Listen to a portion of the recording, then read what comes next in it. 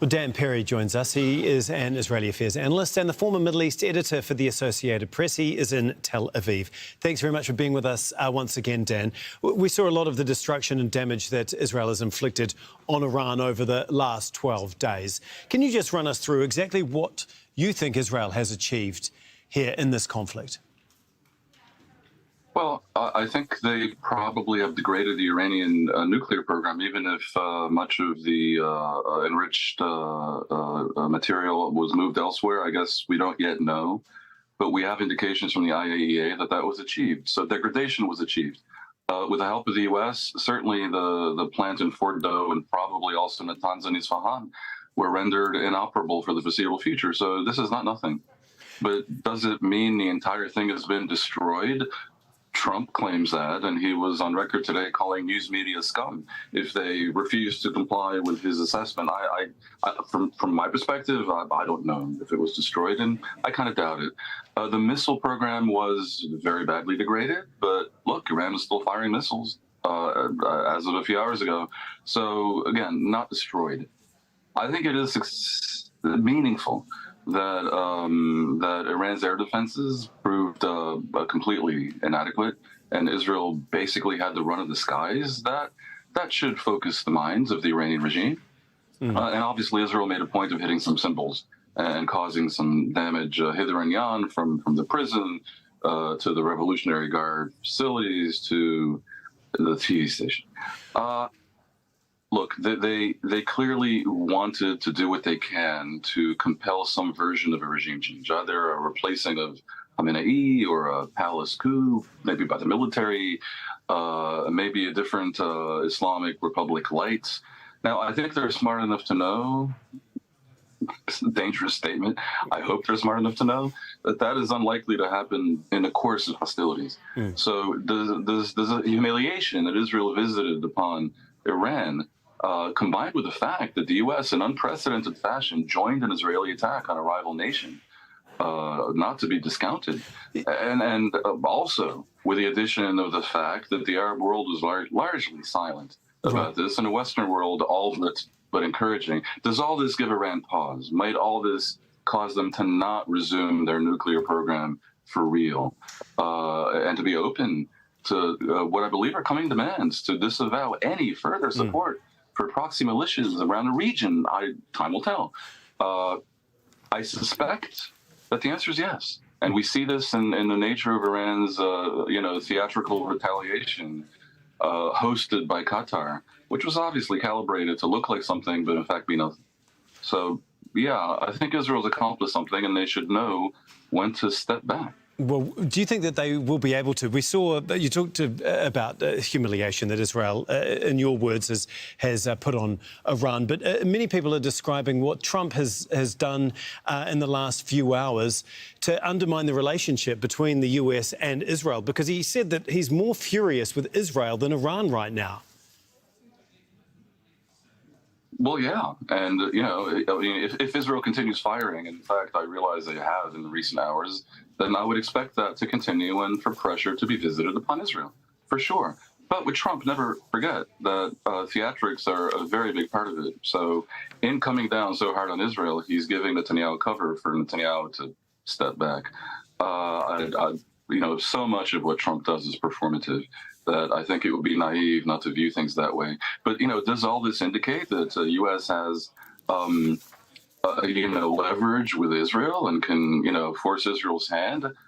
It certainly reflects that. But if that's news to anyone, then they haven't really been reading history correctly.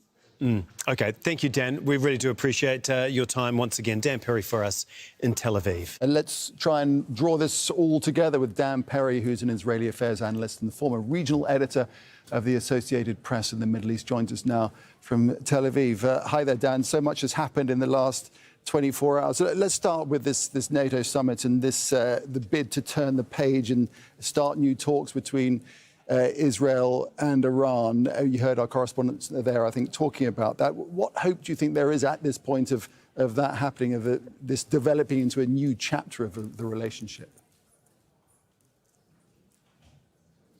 I think the hope is not unfounded.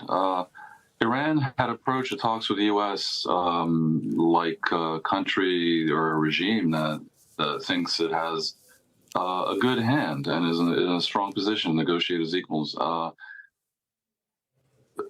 think the assumption is that the 12-day war has revealed so much of Iran's vulnerability, or more correctly, the regime's vulnerability, that maybe that will change. And it will be possible to extract from Iran without interminable negotiations the things that the West wants.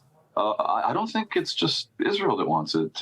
Whether or not Norway or other countries believe in the legality of U.S. strikes on Fordo and other places, they share the desire that Iran not have a nuclear weapon, and that attaches to the conviction that Iran must not be allowed to continue enriching at a 60% level, as they have been doing, according to the IAEA, and even higher levels on occasion. So Okay.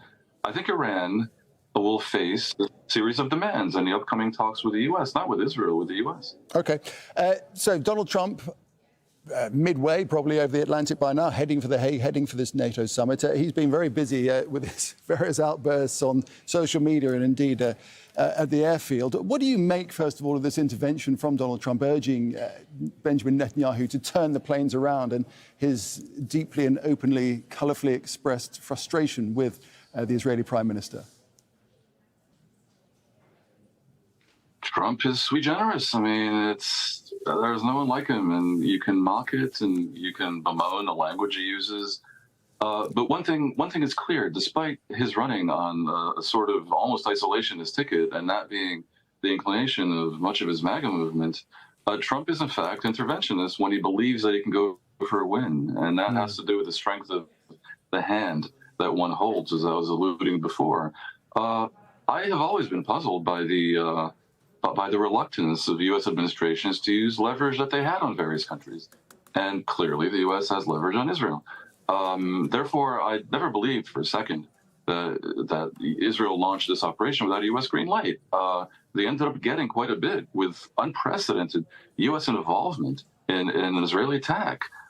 You pay for what you get. And I think at this point, Israel has to more or less acquiesce to the president's demands. It is quite interesting that Trump more or less declared a ceasefire on behalf of the parties and is now essentially demanding that they go along with it, and with his theatrics about how they came to him begging that he should do this. So on that basis, do you think that this ceasefire has some heft, has a good chance of lasting?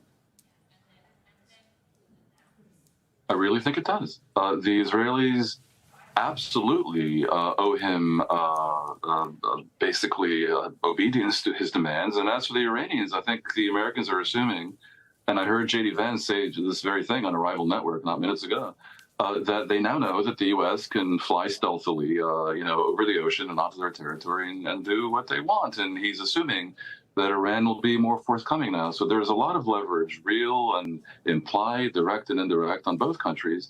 And the real question is what Iran is prepared to do when it starts facing demands to quickly disavow nuclear, uranium enrichment at a high level, probably ballistic missiles, and most certainly the continuing support for proxy militias around the region that have undermined the sovereignty of a host of Arab countries. I think that's going to be the demand, and I suspect that what they'll be offered is what they actually have by rights under the NPT, if they're smart enough to not walk away from the NPT, which is enrichment at a civilian level of about 3%.